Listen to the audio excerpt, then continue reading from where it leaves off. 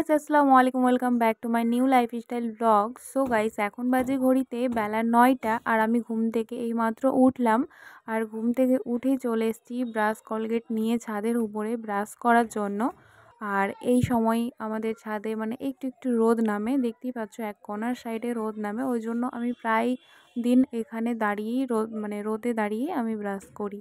তোমরা এর আগের ব্লগগুলোতে দেখেইছো যে আমি এই জায়গাতে দাঁড়িয়েই ব্রাশ করি, আর সেম আজকেও এখানে দাঁড়িয়েই ব্রাশ করছি।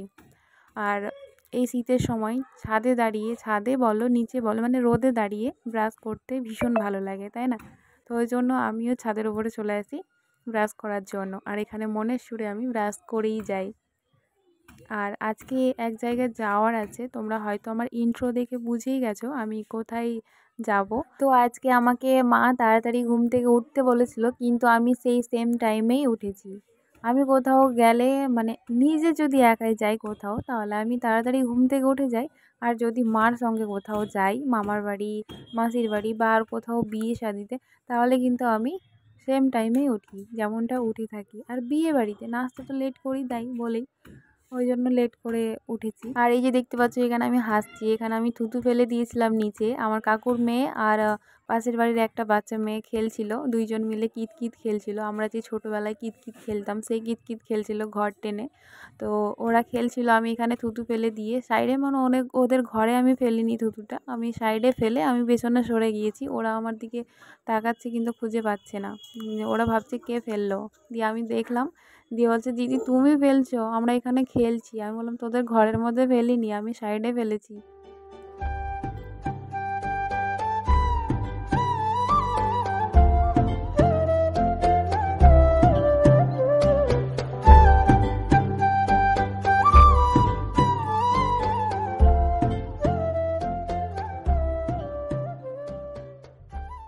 তো গাইস আজকে যাচ্ছি আমি আমার এক মাসির বিয়েতে, মানে আমার মার মাসির মেয়ের বিয়েতে, মানে আমার মাসি। তো এবার আমি চলে যাচ্ছি নিচে ব্রাশ করতে করতে। এবার আমি ফ্রেশ হয়ে যাব, ফ্রেশ হয়ে চা খেয়ে স্নান করে নেব, স্নান করেই তখন রেডি হব বিয়ে বাড়ি যাওয়ার জন্য।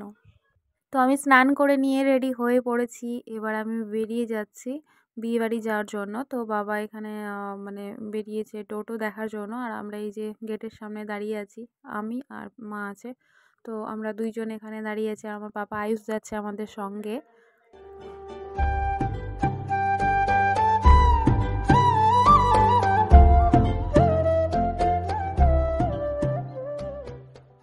তো তোমাদের সঙ্গে আমি ফুল লুকটা শেয়ার করলাম, কেমন লাগছে অবশ্যই জানিও। হালকা একটু মানে সেজেছি, বেশি কিছু না। আর এই যে চেপে গেছি আমরা টোটোতে, আমার সঙ্গে আছে আমার পাপা।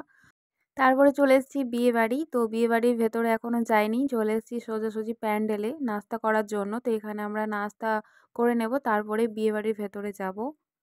তো এই যে দেখো প্যান্ডেলের লুক।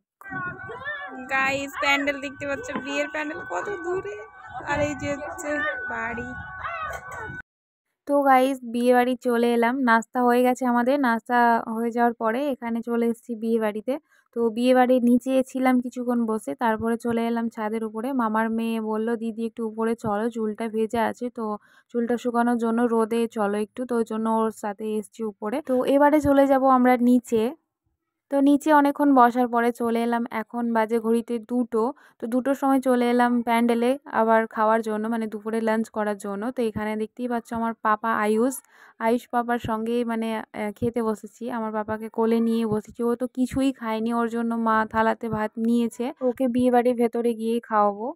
তো এখানে আরেকটা বাড়ি এসেছি, মানে বিয়ে বাড়ির সামনে আরেকটা বাড়ি। তো এই বাড়িতে বসে আমার পাপাকে ভাত খাওয়ালাম। তো ভাত খেয়ে আমরা এখানে কিছুক্ষণ বসেছিলাম, তারপরে এবার বেরিয়ে যাব বাড়ি যাওয়ার জন্য। তো গাইস আজকে এই ব্লগটি এই যে ছোট্ট করে একটু শেয়ার করলাম, কিছু ভালো লাগলে অবশ্যই একটা লাইক করে দিও, আমার চ্যানেলটাই নতুন হয়ে থাকলে সাবস্ক্রাইব করে দিও।